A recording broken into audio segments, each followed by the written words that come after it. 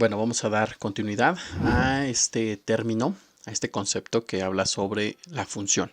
Realmente algunos autores lo conocen como funcionalismo, ¿bien? Y como tal, el concepto es el mecanismo por el cual aprovechamos el potencial de las fuerzas del sistema estomatognático, favoreciendo la armonía del crecimiento facial y manteniéndolo hasta el fin del mismo. La verdad es que esta es una opinión muy personal, lo que voy a leer ahora, que creo yo que son tres los mecanismos que ayudan a la ortopedia funcional o a la ortopedia ligera o a la ortopedia miofuncional. Bien, el primero o los elementos que influyen en el crecimiento craneofacial, según la opinión de un servidor y de acuerdo a la formación que he tenido a lo largo de mi profesión,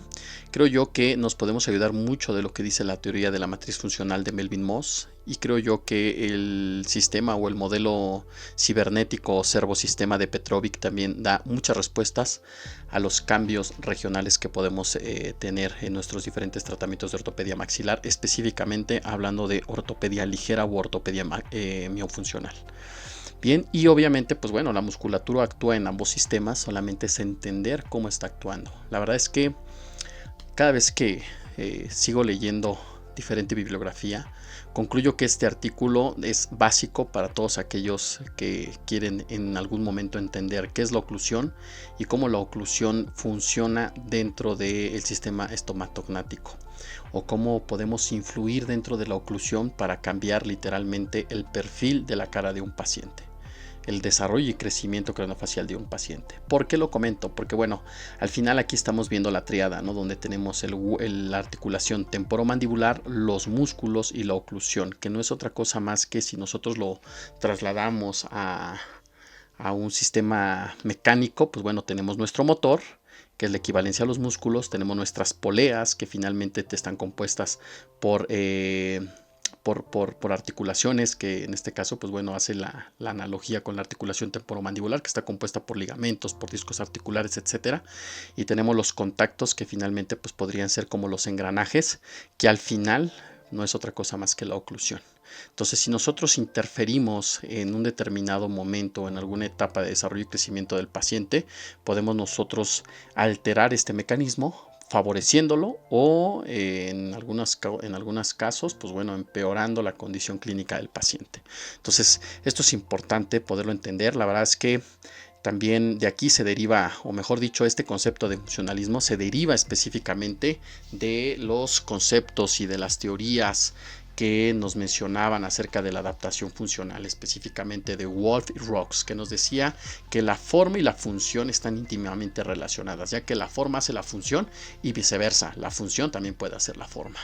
Wodiser y sus colaboradores nos hablaron sobre el término de vicoelasticidad. La verdad es que si ustedes le quieren echar por ahí una revisada, viene en el capítulo 12 de Principios de Ortodoncia del Dr. Graeber. La verdad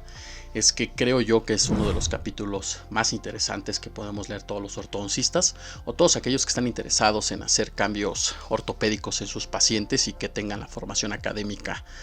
reglada para poderlo hacer bien. Entonces, la funcionabilidad está íntimamente relacionada con la función,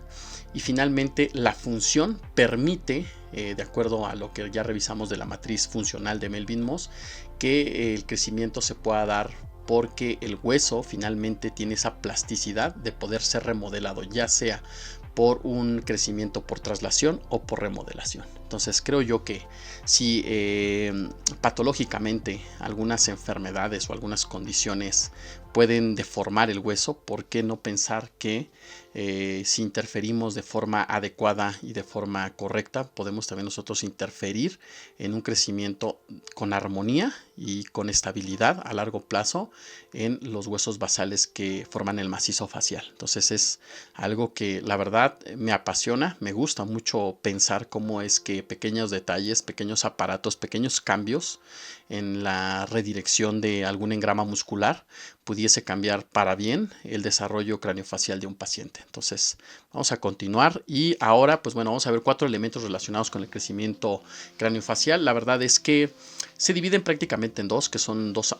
anteriores y son los posteriores. Dentro de los anteriores, pues bueno, tenemos al maxilar y tenemos a la mandíbula. Específicamente, pues bueno, en el maxilar estamos enfocándonos más en la premaxila, y en la mandíbula, pues bueno, en el área de lo que podría ser cuerpo mandibular y sínfisis. Y en los posteriores, pues bueno, definitivamente sí estamos más relacionados con lo que es el cóndilo mandibular y con la rama mandibular. Eso no quiere decir que se esté descartando la fosa glenoidea. Sin embargo, pues bueno, nosotros inferimos en la fosa glenoidea solamente de forma quirúrgica o haciendo específicamente en el área que nos corresponde, que es la ortopedia maxilar.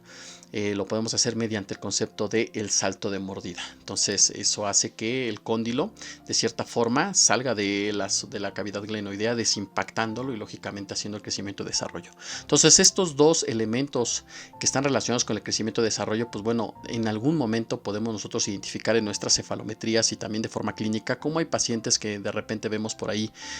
perfiles en donde la rama de la mandíbula es muy pequeña, o vemos cefalométricamente o radiográficamente, mejor dicho, una lateral de cráneo, como en algunas ocasiones la rama de la mandíbula es muy delgada o muy angosta, por así decirlo, en la rama propiamente, o el cuerpo mandibular es muy pequeño, o hay una escotadura muy marcada, una escotadura en esta parte de antegonial, ¿no? Entonces son situaciones que son variantes de la normalidad, que en algunas ocasiones sí los pacientes llegan a compensar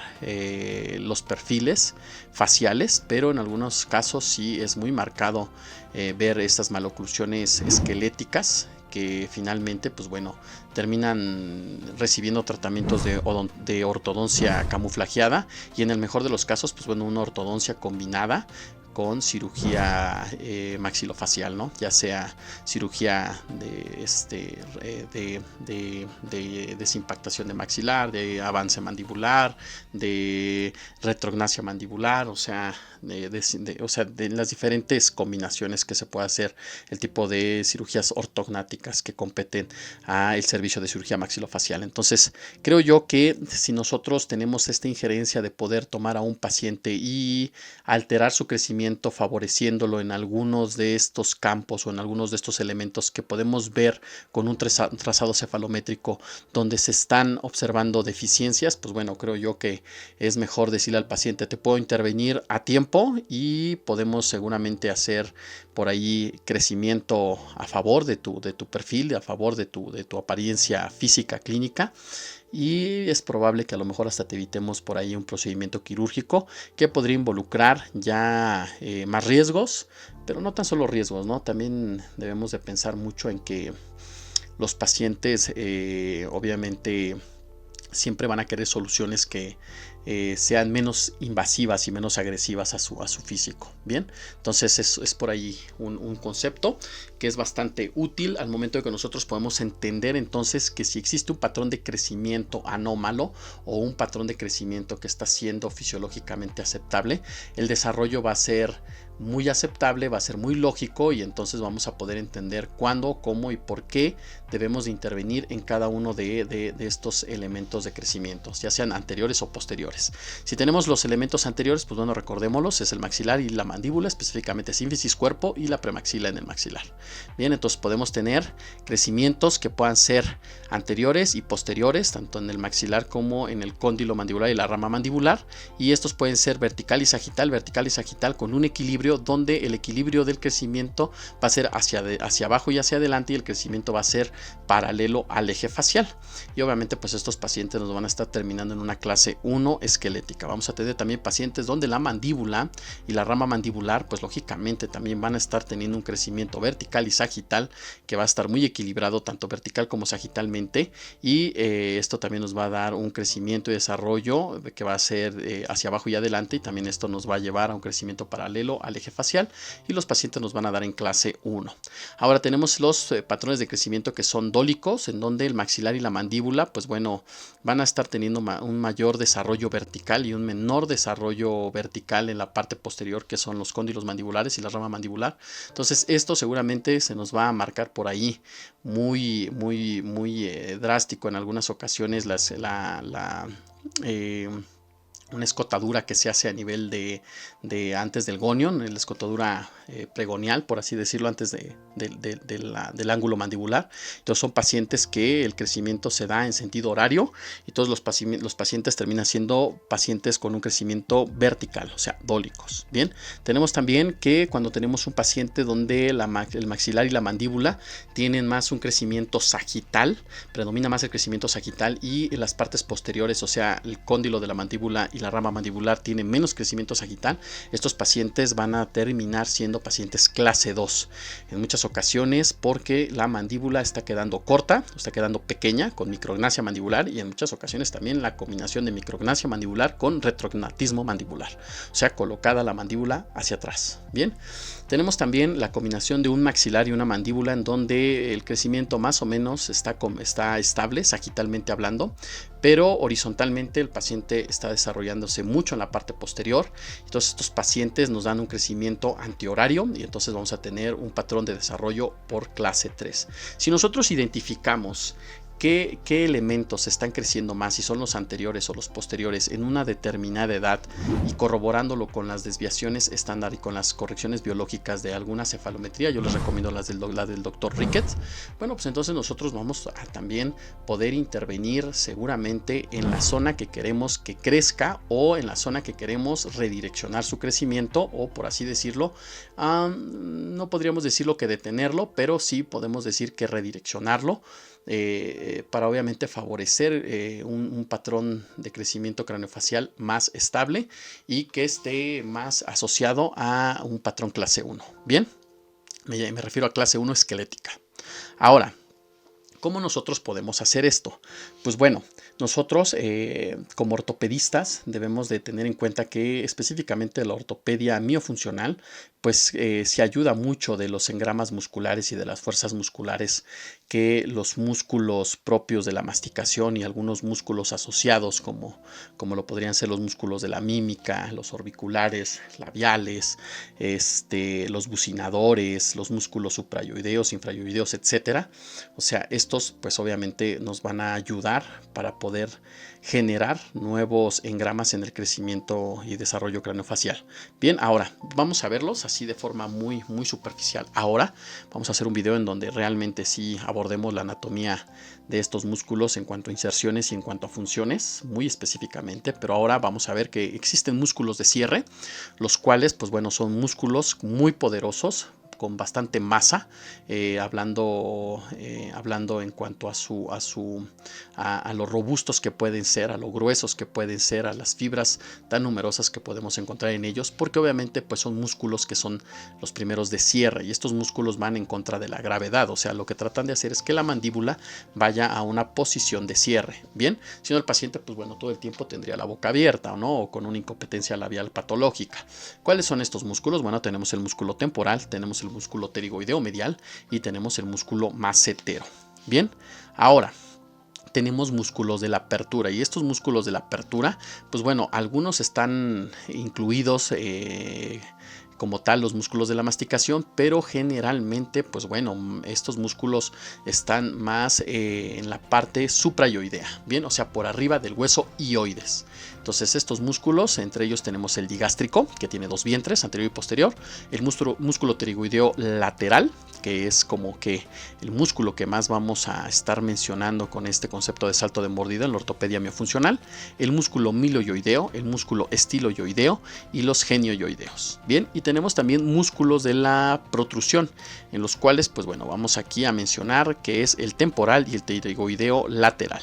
Ahora, es importante que nosotros entendamos las inserciones y la función de cada uno de estos músculos, debido a que van a estar íntimamente relacionados también con algunas posiciones patológicas o algunas posiciones fisiológicas de la lengua, y esto está íntimamente relacionado también con la posición del hueso ioides, que es un hueso que ayuda a fijar cierto grupo de músculos para poder llevar el dinamismo mandibular. Entonces es muy importante. Ahora, esto se traduce también a la permeabilidad de la vía aérea, se traduce también a la posición y función de la lengua y se traduce también al equilibrio de fuerzas entre los músculos masticatorios y los músculos del cuello. Háblese de suprayoideos e infrayoideos. Entonces, la lengua juega un papel muy importante en el desarrollo y crecimiento craneofacial de los pacientes debido a que algún mal engrama muscular o de funcionabilidad de la lengua, pues bueno, se va a traducir en problemas en la succión, en la deglución, en la fonación y por lo consiguiente en algunas ocasiones, pues bueno, este tipo de problemas de respiración o de vía aérea, pues bueno, también se ven traducidos en que la lengua trata de buscar una posición baja de tal forma que bueno, al estar en esta posición, por así decirlo, anómala, pues va a permitir la permeabilidad de la vía aérea y los respiradores bucales, pues bueno, son felices, ¿no?, con esta situación, más esto no significa que sea una situación que sea sano, o sea, realmente es algo patológico, ¿no? Y existen muchos artículos, muchas cefalometrías también, existen muchos autores que nos hablan sobre la correcta posición del hueso ioides y también nos hablan acerca de cómo poder nosotros identificar alguna posición anómala en esta situación. La verdad es que de esto hay... O sea, hay una especialidad en el área de la medicina, por lo menos aquí en México, que la estudian los logópedas y los foniatras, específicamente que se traduce en algunos trastornos de la deglución, del habla y la verdad es que hay tratados completos, o sea, hay información literalmente abrumadora que nos puede hablar sobre la biomecánica de la deglución, la masticación, la fonación, la succión, etcétera. O sea, es un tema que yo ahorita solamente estoy abordando muy superficialmente, pero que ustedes deben de comprender que en el área que nos compete, que es el área de la ortopedia miofuncional, pues bueno, estos músculos son supremamente importantes para poder determinar dónde se insertan y dónde nosotros podemos hacer un cambio regional específico, ya sea en la zona posterior, que involucra el cóndilo y la rama mandibular, o en la zona anterior, que involucra el cuerpo de la mandíbula, la sínfisis de la mandíbula y desde luego, pues bueno, la zona de la premaxila en el maxilar. Entonces, esto es muy importante porque en el momento que nosotros tenemos un patrón que se nos está yendo a clase 2 esquelética o dólico con un patrón de clase 2 esquelética, pues bueno, se va a perpetuar este problema de la incompetencia labial por el retrognatismo y también por el problema de falta de crecimiento en el cuerpo mandibular. Y esto, pues bueno, también a veces se ve traducido problemas de vía aérea donde la lengua es traccionada en la parte de abajo por el hueso ioides y entonces obviamente hace permeable la vía aérea, pero el paciente va, por así decirlo, va empeorando en su morfología cráneo cérvico-facial y se va perpetuando más por ahí un patrón de crecimiento horario, un patrón de crecimiento vertical y desde luego, pues bueno, un paciente que va a terminar siendo una clase 2 o una superclase 2, ¿no? Entonces eso es muy importante tomar en cuenta al momento que diseñemos nuestros tratamientos y podamos analizar dónde están las áreas de oportunidad o dónde están las áreas de crecimiento que podemos nosotros favorecer para que mejore esto. Bien, ahora, ¿quiénes son los protagonistas que nos pueden ayudar en tan noble labor? O sea, ¿quiénes son los que nos podrían ayudar para poder protagonizar un crecimiento más estable, más armonioso y poder evitarle al paciente en muchas ocasiones ortodoncias tardadas o situaciones hasta quirúrgicas, ¿no? ¿Quiénes son los protagonistas? Pues bueno, no es otra cosa más que los aparatos que competen a la clasificación de la ortopedia miofuncional. Y tenemos cantidad de aparatos, la verdad es que esto lo vamos a ver en el siguiente video y espero que haya sido de su agrado esta información y estamos en contacto. Saludos.